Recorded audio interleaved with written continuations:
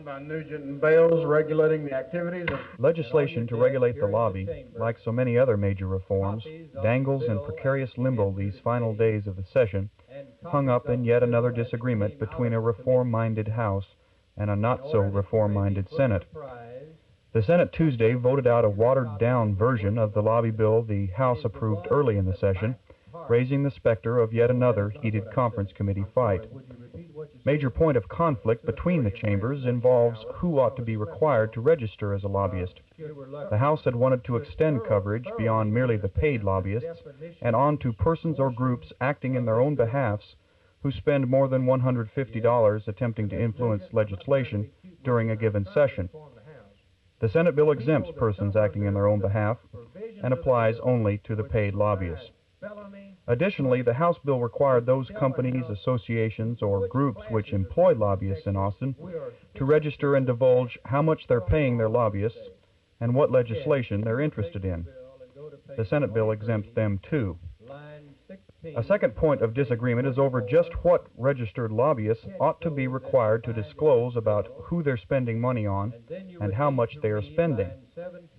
The House bill required lobbyists to designate which legislators they give gifts or campaign donations to and the amount of the gifts. The Senate bill requires no names or specific amounts, but only aggregate amounts spent on all lobbying activities over the entire session.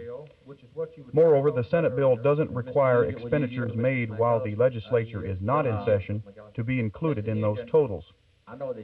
Lieutenant Governor Bill Hobby and Senator Ike Harris of Dallas, sponsor of the Senate bill, both adamantly maintain the hatchet work done on the House bill was required by Attorney General John Hill, who earlier in the session ruled certain sections of the House bill unconstitutionally broad and vague.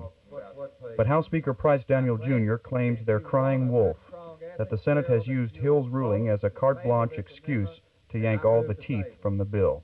We have taken a copy of our bill, we've taken it over to the Attorney General's office, and we have gotten the changes made to meet the questions that he raised, and in doing so, we have retained still a very strong bill as originally enacted by the House.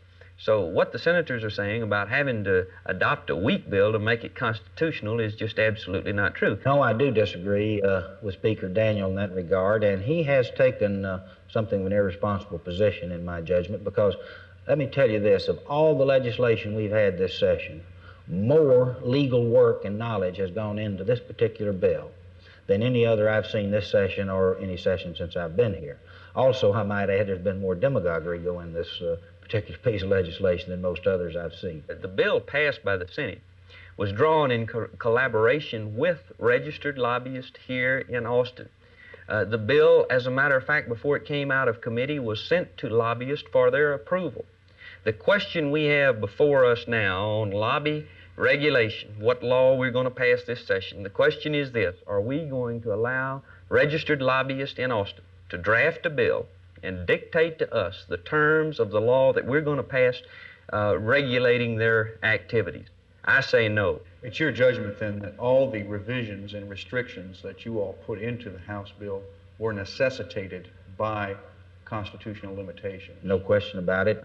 Do you think the Lieutenant Governor, went on with the Lieutenant Governor's blessing, or at least his knowledge?